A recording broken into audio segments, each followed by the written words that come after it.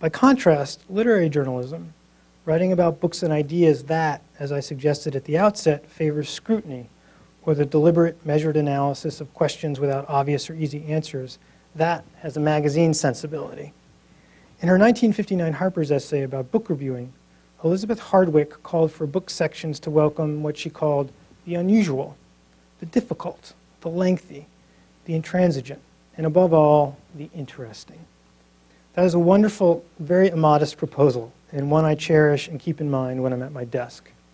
It does not, by any stretch of the imagination, describe the book coverage on Tina Brown's Daily Beast and many other book blogs, where when people aren't posting short newspapery reviews, they are writing about book deals, price wars over ebooks between Amazon and publishers, or about the latest gossip from a book fair or the reading circuit.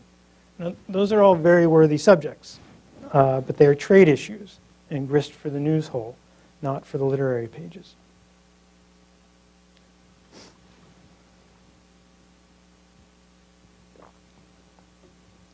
I worry about the future of literary journalism and magazine journalism in general. One reason for worry is the economics of electronic publishing. The mechanisms of distribution are unstandardized and messy, and the revenues miserly. Amazon, for instance, takes a 70% cut of the price of a subscription sold via Kindle, that is to say a magazine subscription.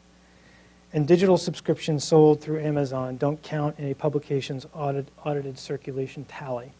And that's really crucial because your circulation tally is what you present to advertisers when you're trying to persuade them to buy an ad.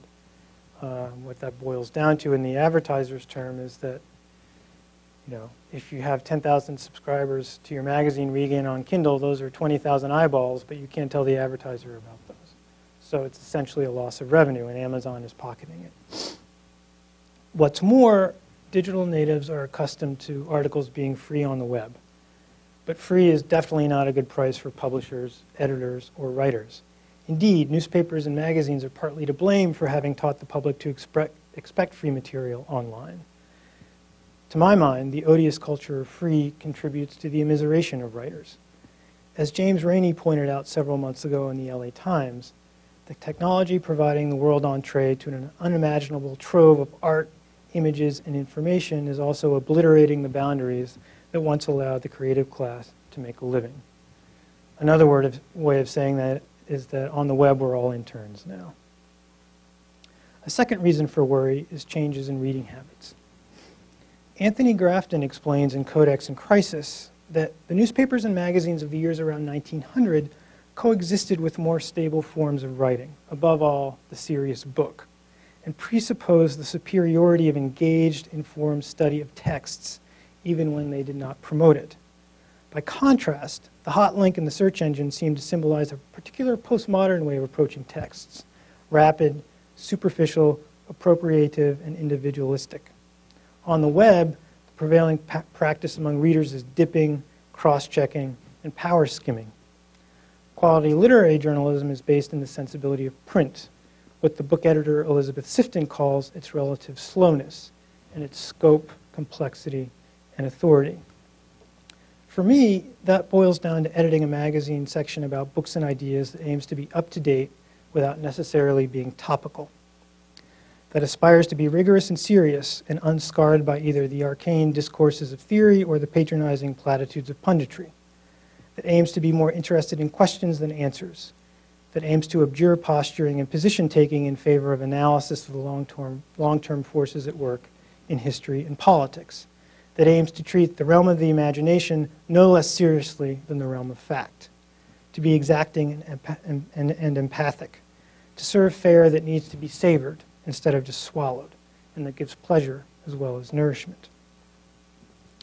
The majority of roughly the 173,000 subscribers to the nation were born in the middle decades of the 20th century. They are print natives, not digital ones.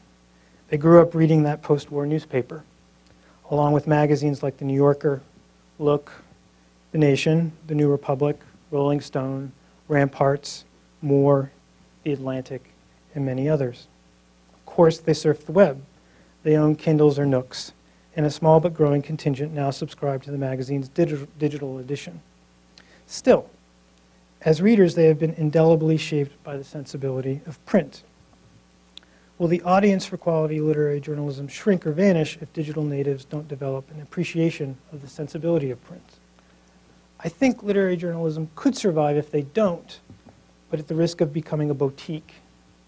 And if, as I do, you think of a magazine, or at least its book section, as something akin to a library, a disciplined but peaceful locale, austere but welcoming, its columns stocked with resources that allow for serious, raucous debate and sustain a diverse public of serious, passionate readers, becoming a boutique is not an inviting means of survival at all.